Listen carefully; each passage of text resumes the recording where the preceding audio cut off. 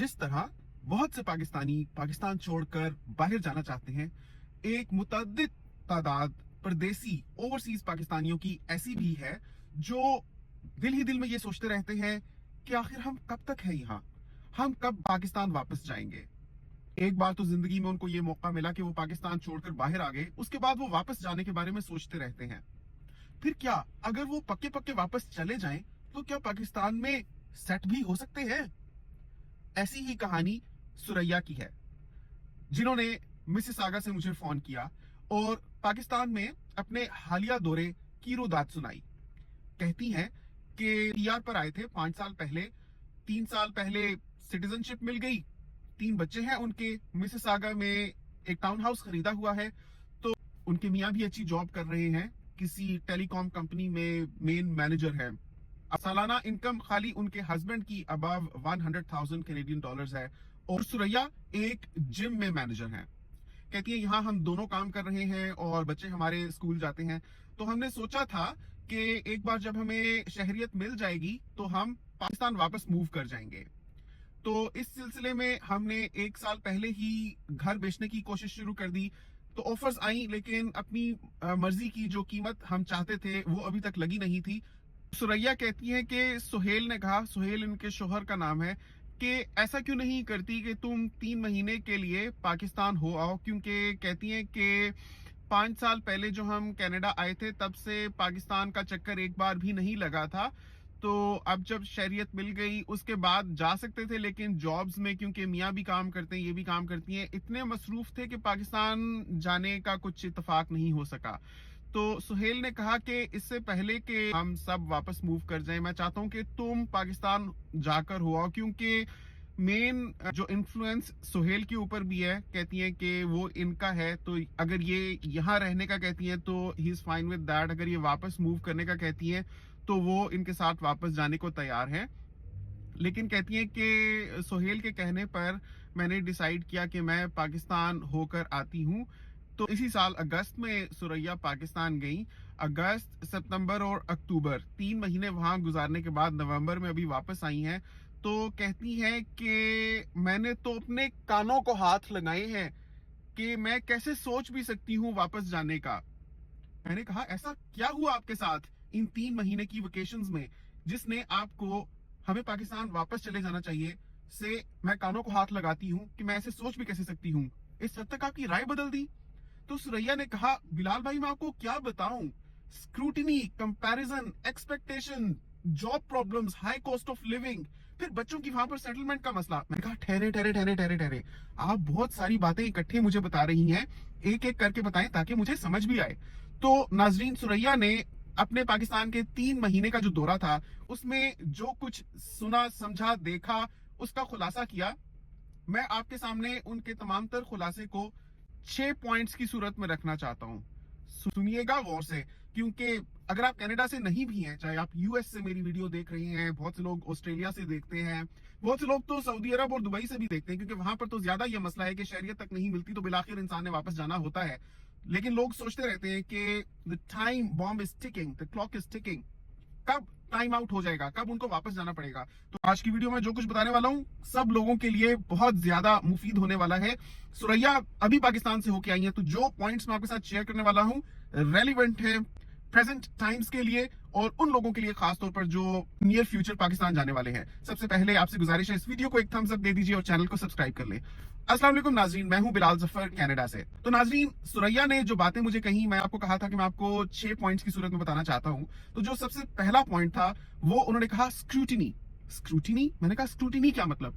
Scrutiny का मतलब है नुक्ताचीनी, या आप दूसरों को जो गौर से देख रहे होते हैं और दिल ही दिल में उनको क्रिटिसाइज कर रहे होते हैं या पॉइंट्स कलेक्ट कर रहे होते हैं आपस में गॉसिप करने के लिए।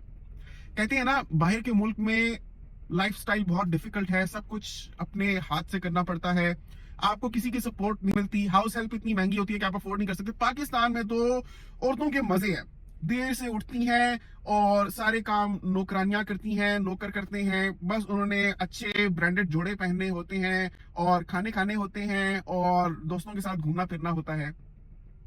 ये रियलिटी हो सकती है एलीट तबके की, चंद गिनी चुनी खवातीन की, लेकिन जो एक वास्ट मेजोरिटी ऑफ औरतें हैं पाकिस्तान में बाय द वे, ये जो मैं वीडियो बना रहा हूँ ये मैं एक औरत के पर्सपेक्टिव से बना रहा हूँ, एक मॉम के पर्सपेक्टिव से, पाकिस्तानी मॉम। ऐसे समझ लें कि एक 42 साल पाकिस्तानी मॉम जिसके 3 बच्चे हो चुके हैं, और बच्चे कोई 5वीं में है, कोई तीसरी क्लास में है, और एक कोई कच्ची पक्की में है। इस तरह की मॉम का नजरिया आपको मैं देना चाहता हूँ, because that's the category that Suraiya fits into.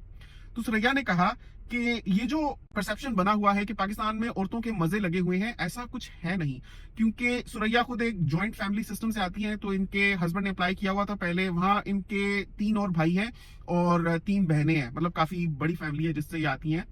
कहती है बाकी सब पाकिस्तान में ही है, एक बहन की शादी होनी बाकी है, और जो 3 भाई हैं सब वो वहीं रहते हैं। 2 बहनें जिनकी शादियां हो चुकी हैं वो कराची में होती हैं। तो कहती है कि she had to move back to that same house जहां एक कमरा इनके हस्बैंड को मिला हुआ था कनाडा मूव होने से पहले, तो वहीं ये गई वापस अपने 3 बच्चों के साथ। तो कहती है स्क्रूटिनी इतनी ज्यादा है कि मैं जो करती थी उस पर सबकी नजर होती थी। तो काम करने के लिए कोई नौकरानी नहीं है, बावर्ची कोई धोबन कुछ नहीं है, सब कुछ अपना खुद ही करना पड़ता है। मुसीबत ये है कि एक तो करना पड़ता है, ऊपर से वो क्रिटिसाइज होता है कि जो हो रहा है वो वक्त पर हो रहा है या नहीं, वो सलीके से हो रहा है या नहीं, वो ढंग से हो रहा है या नहीं, और ढंग और सलीका उन लोगों के स्टैंडर्ड्स पर पूरा उतरना चाहिए जो वहां रह रहे होते हैं, यानी सास ससुर और जो बाकी देवरानी जेठानी, वो जो सारा एक सिस्टम होता है, उन लोगों का जो टाइम स्केड्यूल है उनके मुताबिक आपको उठना है, सोना है उनके मुताबिक, मतलब बारियां लगी हुई है दिन के खाने की, रात के खाने की, नाश्ते की। तो कहती है कि मैं 3 महीने के लिए गई थी, 2 हफ्ते तो मुझे बैठकर खिलाया गया, उसके बाद जब मैं एक्सपेक्ट कर रही थी कि अभी ये थोड़ा प्रोलॉन्ग होगा तो बड़ी होनी शुरू होगी, क्रिटिसिज्म आना शुरू हो गया कि आखिर कब तक ये चलेगा। ये तो हिली हुई थी कनाडा आने से पहले एक रूटीन की, जिस तरीके से उस घर का तौर तरीका है। तो कहती है कि इससे पहले कि चीजें ज्यादा एग्रीवेट हो जाती, सिचुएशन हाथ से निकल जाती, तो मैं खुद ही वापस उस रूटीन पर आ गई। मुझे पता था कैसे मैंने अपनी देवरानी जेठानी के साथ कोऑपरेट करना है और जो उनका है सिस्टम, तो मैंने डिनर की रिस्पॉन्सिबिलिटी ले ली।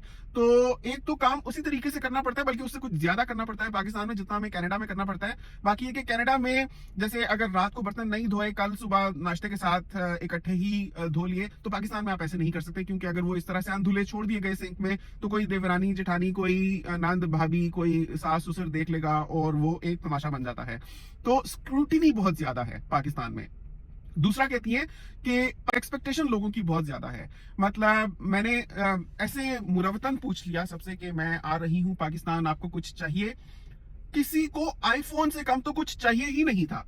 अब आप बताएं, उस घर में 3 भाई हैं, 3 भाभियां हैं, और मतलब भाभियां in terms of Devrani Jethani, एक नंद है, फिर सास है, ससुर है, सबको आईफोन्स चाहिए थे, और आईफोन में भी लेटेस्ट मॉडल चाहिए था।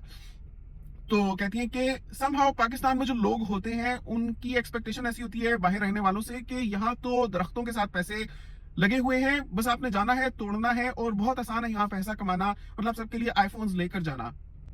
फिर कहती है कि मैंने तो सबको बता दिया था कि हम नहीं इतना अफोर्ड कर सकते। मैंने सोचा कि इससे पहले के बाद में भी जाकर बातें बनेंगी, मैं पहले से ही उनको बता दूं कि इतनी हमारी इस्तात नहीं है। तो सास ने कहा अरे कम से कम इस छोटी बच्ची के लिए तो ले आना। मतलब फिर एक नंद के लिए वो लेकर गई, वो नंद जिसकी भी शादी नहीं हुई, वो अभी एफएससी कर रही है। कहती है कि उस एक नंद के लिए मैं लेकर गई, लेकिन उस पर भी सबने नाक ही चढ़ाए कि क्या आई है, तो खाली एक के लिए आईफोन लेकर आई है। कोई छोटा मोटा फोन, आईफोन ना सही, कोई दूसरा मॉडल का, कोई सैमसंग ले आती, कोई उधर तो इतने अच्छे ऐसे मोबाइल होते हैं जो फ्लिप हो जाते हैं, इस तरह के कुछ तो लेकर आती। लेकिन मतलब सबकी एक्सपेक्टेशंस थी जिस पर ये पूरा नहीं उतर सकी। तो कहती है कि एक ये बहुत दूसरा जो इंपॉर्टेंट पॉइंट मैं आपको बताना चाहता हूँ कि सबकी एक्सपेक्टेशंस बहुत ज्यादा होती हैं आपसे, एंड व्हेन यू कंसिस्टेंटली, मतलब कि आप परमानेंट मूव कर जाते हैं बैक पाकिस्तान, तो सब लोग एक्सपेक्ट कर रहे होते हैं कि डिनर्स करें आप, उनकी दावतें करें आप, उनको थोड़ी ऐश इशरत दिखाएं, कोई अच्छा सा घर किसी अच्छी लोकेलिटी में आप खरीद कर उनको दिखाएं, वो घर अच्छे तरीके से उसकी तज़ीनो आराइश होनी चाहिए जो बाहर के स्टैंडर्ड्स के साथ मुताबिकत रखती हो, ताकि आने वालों के ऊपर कोई धाक बैठे आपके पैसे की। अगर आपने 6-5 साल कनाडा में गुजारे तो कुछ जोड़ा है, कुछ दिखाएं, कुछ डॉलर की चकाचौंध लोगों को दिखनी चाहिए। तो कहती है कि एक्सपेक्टेशंस लोगों की बहुत हाई होती हैं। तीसरा कहती है कि comparison, and this point is particularly relevant in joint family systems. कहती है कि अभी ये हुआ कि वो नंदे जिनकी शादी हुई है तो वो भी आई इनसे मिलने के लिए। तो कहती है कि उन्होंने मेरे बच्चों से बातचीत की, तो कहती है हाँ ये तो बिल्कुल वैसे ही अंग्रेजी बोल रहे हैं जैसे हमारे बच्चे बोलते हैं, कोई एक्सेंट में भी इनके तो वो रवानी नहीं आई, ऐसा लगता ही नहीं कि कनाडा से ये पढ़ क्या किया तुमने सुरैया, ये तो बिल्कुल हमारे बच्चों की तरह से, मतलब कि वो एक्सपेक्ट कर रही थी कि अंग्रेजी एक्सेंट में वो बच्चे बात करें। अब एक्चुअली मामला ये है कि सुरैया ने अपने बच्चों को इस्लामिक स्कूल में डाला हुआ था। वैसे तो अगर पब्लिक स्कूल में उनकी एजुकेशन हो तो वहां पर ज्यादातर गोरों के साथ ही इंटरैक्ट करते हैं बच्चे, तो एक्सेंट पिक कर लेते हैं। लेकिन जो इस्लामिक स्कूल्स होते हैं वहां पर ज्यादा देसी कम्युनिटी ही होती है, या उनके बच्चे होते हैं जो दुबई सऊदीया से आए होते हैं। और एक और ये भी फैक्टर है कि ज्यादा वेल ऑफ फैमिली से जो बच्चे होते हैं ना, वो प्राइवेट एजुकेशन दिलवाते हैं and then they go for the Islamic system. तो उसमें ये होता है कि वो स्कूल्स जनरली पाकिस्तानी स्कूल्स की तर्ज पर ही होते हैं और बच्चों को ज्यादातर अपने ही जैसे बच्चों के साथ इंटरैक्ट करने मिलता है, जिसकी वजह से they might not have felt the need to pick up the accent. तो उनको उस बारे में सुनना पड़ा कि इन बच्चों ने बिल्कुल भी अंग्रेजी में बात करनी नहीं सीखी, इनकी अंग्रेजी बस ऐसी ही है जैसे हमारे बच्चों की। तो क्या फायदा, क्या फायदा? ये जो क्या फायदा वर्ड है ना, ये बड़ा इंटरेस्टिंग है। सुरैया कहती है मुझे बार बार सुनने मिल रहा था क्या फायदा। अच्छा, एक ये चीज। दूसरा कहती है कि बेटा जरा उर्दू में एक मजमून लिख के दिखाओ इनकी बेटी को। इनकी नंद कहती है, तो इनकी बेटी ने लिखने की कोशिश की तो इंग्लिश में लिख दिया। कहती है बेटा उर्दू में बोला था। तो इनकी बेटी की उर्दू इतनी अच्छी नहीं है, मतलब लिखाई इतनी अच्छी नहीं है। उर्दू बोलने में तो माँ बाप से सीख गई है, लेकिन लिखाई इतनी अच्छी नहीं है। यहाँ पर जरूरत नहीं पड़ती, माँ बाप तो खुद ही इतने बिजी है। जैसे मैंने आपको बताया कि इनके हस्बैंड भी एक टेलीकॉम कंपनी में जो मेन ऑपरेशंस मैनेजर हैं, और ये खुद एक जिम के साथ मैनेजर लगी हुई हैं। तो बच्चों को कौन बैठकर सिखाएगा उर्दू? और फिर वो निसाब का हिस्सा नहीं है, यहाँ स्कूल में उसकी कोई जरूरत नहीं होती। बस बोलने की हद तक तो ठीक है, सीख लिया, लेकिन लिखने की कोई जरूरत नहीं होती। उनके पास इतना टाइम नहीं था कि उसको सिखाते। तो उस पर उनकी नंद ने कहा, हाँ बच्ची को उर्दू तक लिखनी नहीं सिखाई, ये देखो अपनी मादरी जुबान से ही ताल्लुक टूट गया। क्या फायदा, क्या फायदा? मतलब अगेन क्या फायदा? कब तक आप लोग वापस आ जाएंगे यहाँ? तो सुरैया कहती है कि हम वही देख रहे हैं कि अब वहां से समेटा जाए सिस्टम और पाकिस्तान वापस आए। तो उनकी जो नंद है वो कहती है कि फिर क्या इधर कहाँ डीएचए में घर लोगे? तो कहती है नहीं अभी इतने कहाँ हमारे पास, वहां तो बस यही है कि हाई कॉस्ट ऑफ लिविंग है, जो कमाते हैं लग जाता है। हालांकि अच्छे खासे इनकम होती है, लेकिन कॉस्ट ऑफ लिविंग बहुत ज्यादा, एक्सपेंसिव बहुत ज्यादा है। तो फिर उनकी नंद कहती है क्या फायदा, फिर क्या फायदा? मतलब 5 साल तुम लोगों ने जाया कर दिए, तुम लोगों के पास इतने पैसे नहीं जुड़े कि डीएचए में एक कोई आरी का घर ले सको। बच्चे तुम्हारे उर्दू लिख नहीं सकते, अंग्रेजी है तो वो उनकी ऐसी नहीं है कि मजा आ जाए। वैसे माइंड ना करना, लेकिन क्या फायदा? तो सुरैया कहती है कि बातें तो बहुत आई दिल में, मेरे जहन में बहुत कुछ आ रहा था, लेकिन वो होता है कि समटाइम्स खामोश रहने में ज्यादा हिकमत होती है। क्योंकि बात का इंसान जवाब तो दे जाता है, लेकिन वो फिर ताहयात सेट हो जाता है अगले के मेमोरी में कि इसने इस तरह से टका सा जवाब दिया था। लेकिन बात यह है कि हम जो कनाडा आए थे, हमने जो कनाडा की शहरियत हासिल की, कोई किसी को दिखाने के लिए, किसी के मकसद के लिए नहीं की थी। हमने अपने बच्चों का फ्यूचर सिक्योर करने के लिए, सो जस्ट सो दैट उनके पास फ्यूचर में एक ऑप्शन हो कि अगर वो कनाडा में रहना चाहते हैं तो वो रह सकें, कनाडा में काम करना चाहते हैं तो वो कर सकें। बहुत बहुत तरह से फायदा होता है, इंसान का एक्सपोजर बहुत बढ़ जाता है, सोशली कनेक्ट हो जाता है एक बहुत बड़ी कम्युनिटी के साथ। इंसान पाकिस्तान वापस जाना चाहे तो जा तो सकते ही है, लेकिन उस जिस चूचू के मुरब्बे से हम निकल कर आए थे, हम कनाडा में ठीक है उतनी सेविंग नहीं कर पाते, लेकिन एटलीस्ट लाइफ अपनी टर्म्स पर जी रहे हैं। एक सुकून से जिंदगी गुजर रही है, एक रूटीन के साथ जिंदगी गुजर रही है। बच्चों की इस्लामिक स्कूल में पढ़ रहे हैं वो, तो माशाल्लाह मैं भी कमा रही हूँ, मेरे हस्बैंड भी कमा रहे हैं, तो तरक्की भी हो रही है, इंक्रीमेंट्स भी मिले हैं, जॉब्स भी हमने चेंज की हैं। कनाडा का जो लाइफस्टाइल है, मेरी इतनी दोस्तें यहाँ पर बन गई हैं और उनके साथ इतना मजे का वक्त गुजरता है। पाकिस्तान में तो जाकर मैं एक जैसे कांस्टेंट अंडर एक रेडार में हूँ कि मुझे ऑब्जर्व किया जा रहा है कि उठती कितने बजे है, सोती कितने बजे है, इसके बच्चे किस तरह से बात कर रहे हैं, बाहर जाकर बिगड़ गए हैं, उनको लिखना पढ़ना नहीं आ रहा। तो मैं तो मुसीबत में आ गई। ऊपर से फिर सब एक्सपेक्ट करते हैं कि डॉलर की चांदनी दिखाओ, हमें पैसा निछावर करो ताकि पता चले कि बाहर से आए हो तो कुछ तुमने जोड़ा है। फिर वहां पर भी हम लोगों के स्टैंडर्ड्स पर पूरा नहीं उतर सकते, तो फिर लोगों को पॉइंट्स मिल जाते हैं, उनकी हमारी टांग खींचने के लिए उनको मवाद मिल जाता है।